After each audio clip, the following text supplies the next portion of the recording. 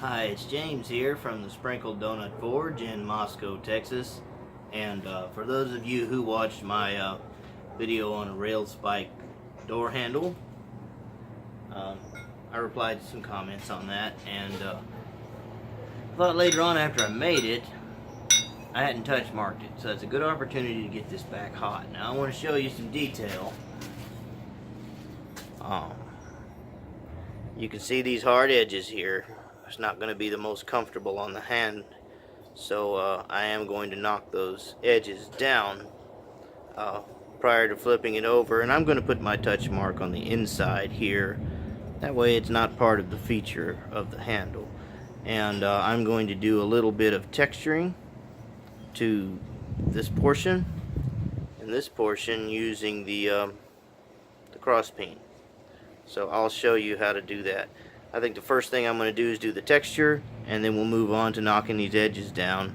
And the hammer that I'm going to use is one I don't use a whole lot, but I used to use it quite extensively. This is a Nordic Forge brand cast steel rounding hammer.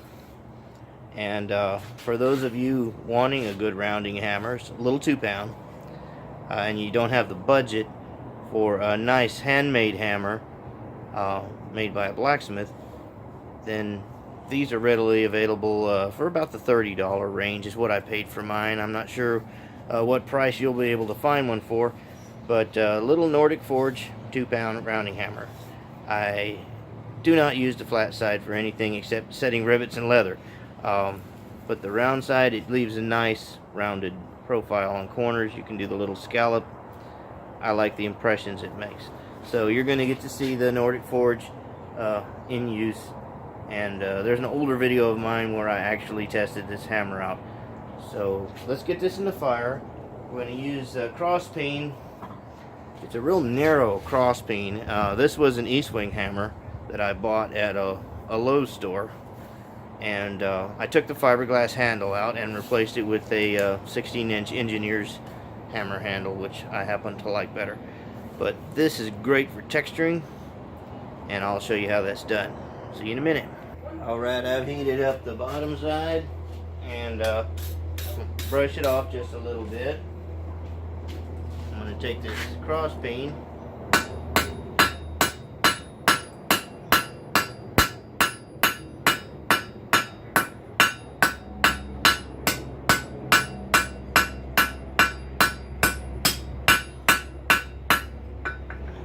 give it a nice little texture. I like that look. It's kind of almost wood grainy, but you know, not a replication of wood grain. It just makes it a little more interesting. So I'm going to flip it around and do that to the top portion. See you in a minute. Alright, brush that off. It's not a great wire brush for this purpose, but it'll work.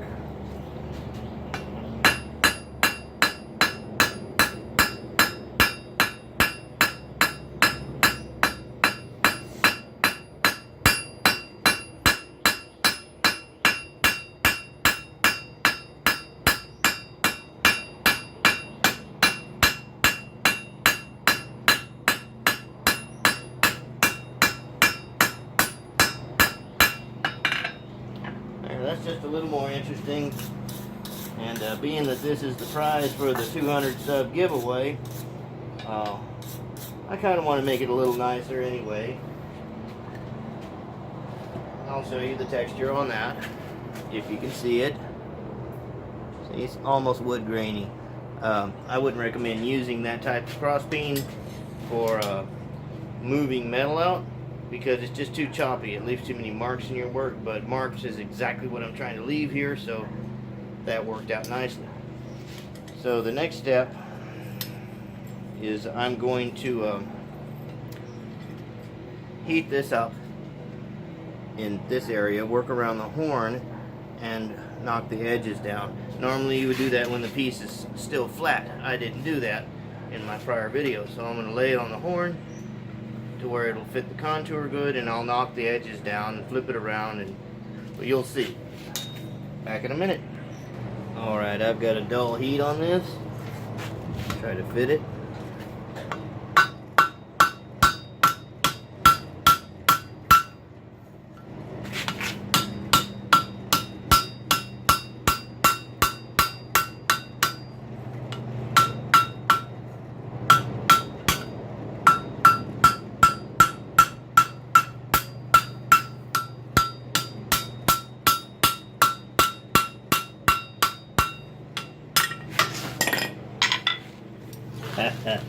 Drop forge. That helped a little bit. Of course, I lost my heat quick. See you in a minute. Alright, here we go.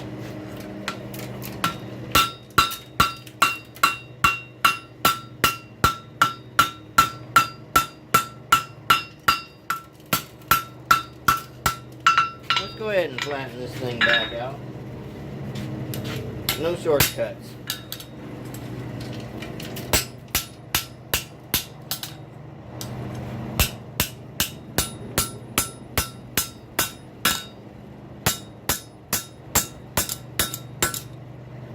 Ain't gonna be that hard to get it back into form. We'll just go ahead and flatten it back out.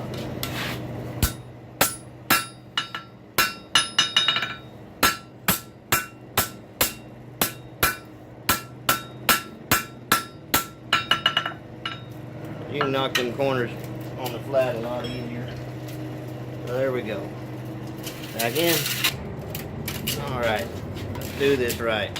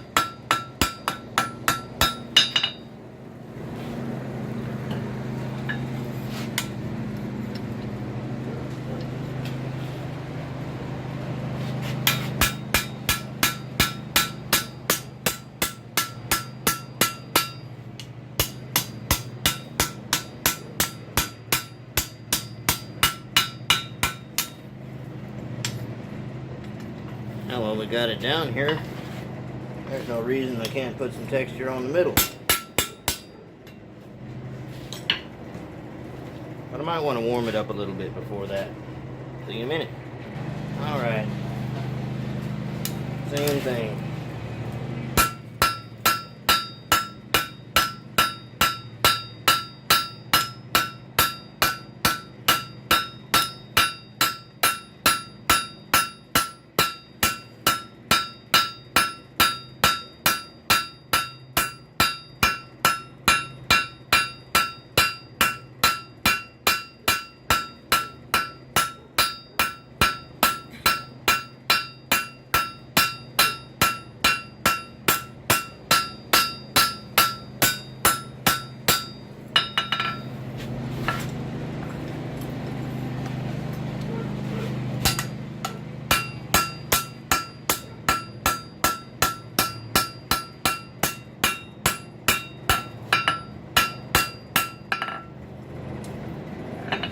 Alright.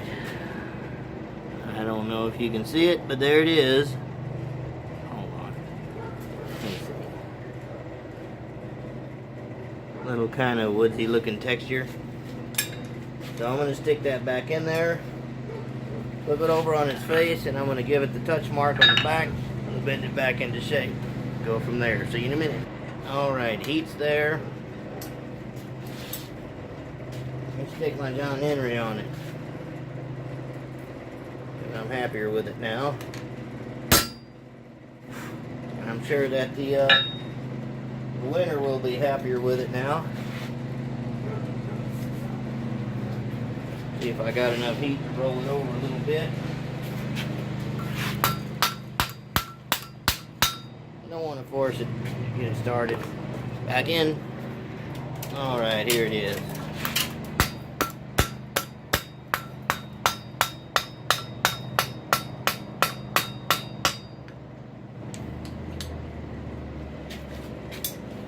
Wrong call.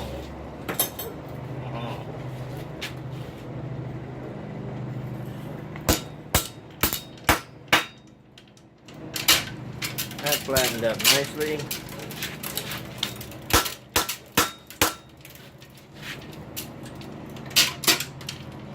There we go. It's a profile I like. fits. Now there's two things left to do. Gotta brush this off and do the linseed oil finish on it. It needs to be in a black heat.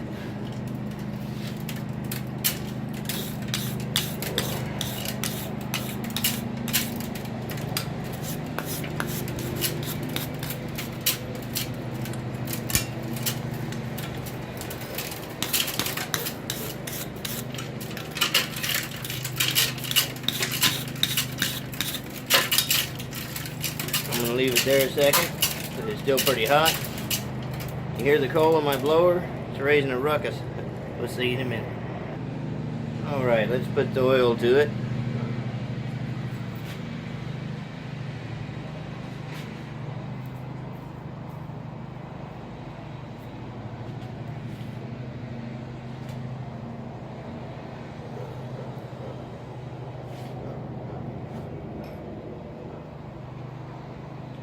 Make sure to do this with adequate ventilation.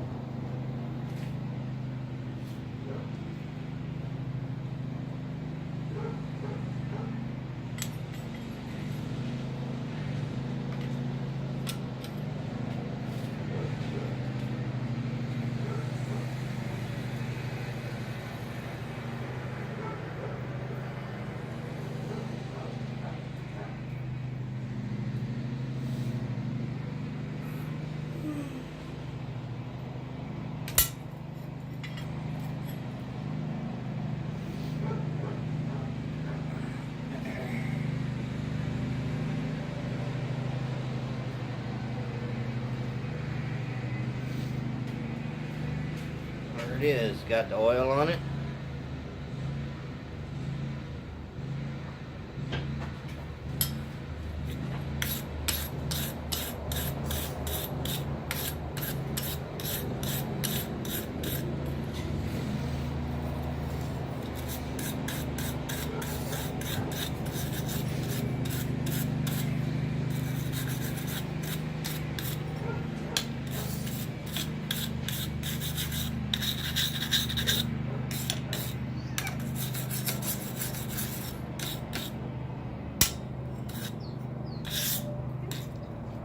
I'm going to quench it off.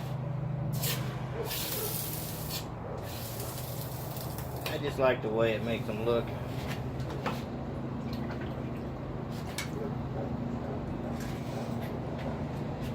Now, where's my filthy rag?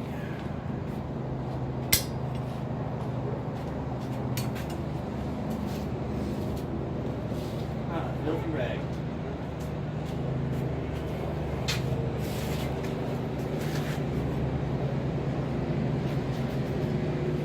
I like how it makes them nice and black without any paint or anything like that. To me, it's a nice look.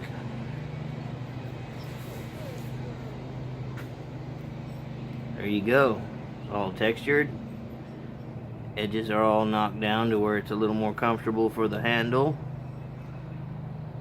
That looks nice. And it sits nice and flat. No rocking. So we're gonna make the nails for this. See you in a minute. Alright, let's crank out a couple of nails.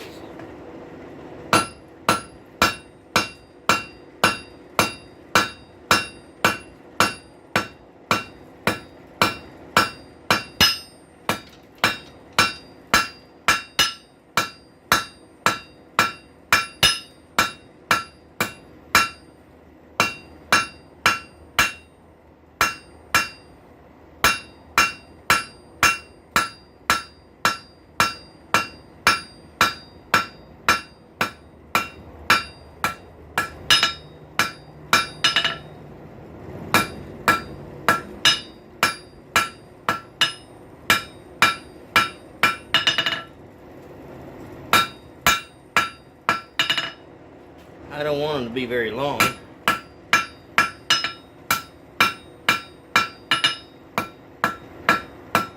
If you're going to attach this to a door, doors aren't very thick. And to see how far I've got to spread it, I'm going to check my nail header. Oh yeah, it needs to be fairly narrow. This is really hard steel. This isn't mild steel.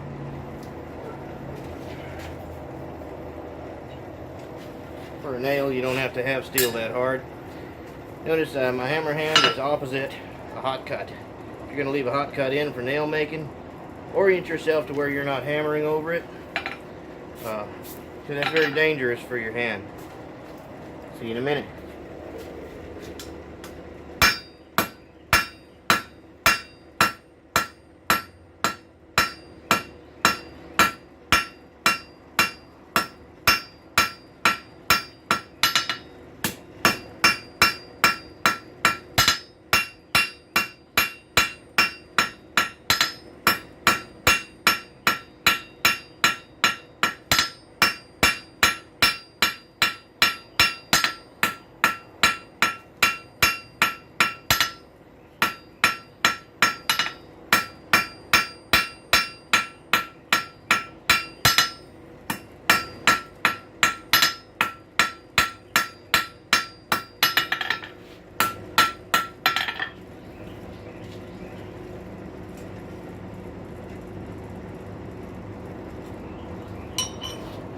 Alright. By the way, it shouldn't take 3 or 4 heats to make a nail. You can get it done in 1 or 2. The steel is huge. It's a lot bigger than what you would normally use, and it's harder. Listen at me making excuses. See you in a minute. Alright.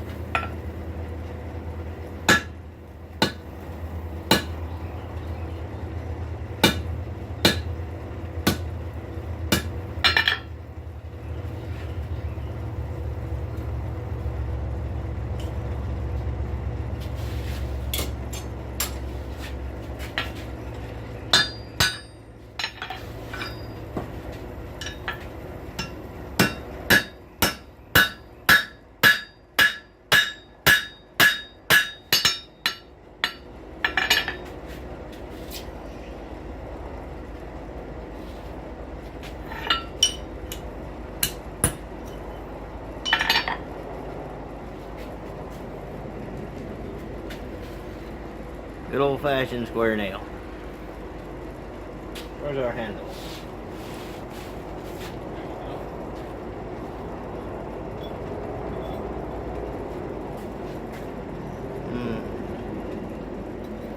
Clean them holes up where they'll fit.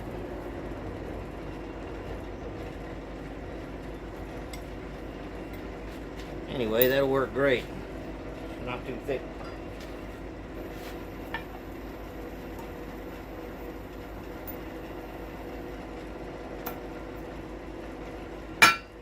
Let's try to smash our thumb, shall we?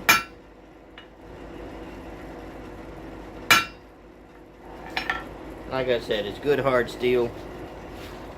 1 down, 1 to go. See you in a minute. Alright, nail time.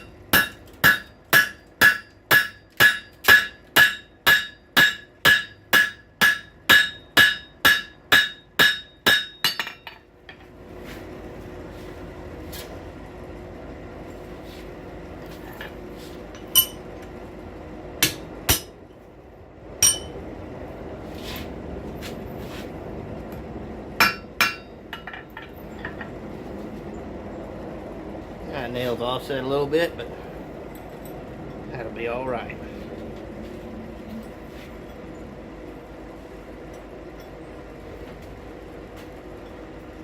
Here's your rail spike door handle with nails that won't stick out the other side of your door. Hopefully. Don't buy thin doors, people. Buy good doors. Well, I hope you enjoyed that. You missed last night because I couldn't take a video. So I'll show you what I made. Nothing but a hand crank blower and a coal oil lantern. So, my first attempt at a rail spike stake turner. Being right-handed, I probably would have turned this the other way, but it was dark. All I could see was the light of the metal. Twist turned out decent, and I managed to keep the rail spike head. So we're gonna have to do a video of one of these things. It'll be a drawn out process for sure. Well, take my glasses off.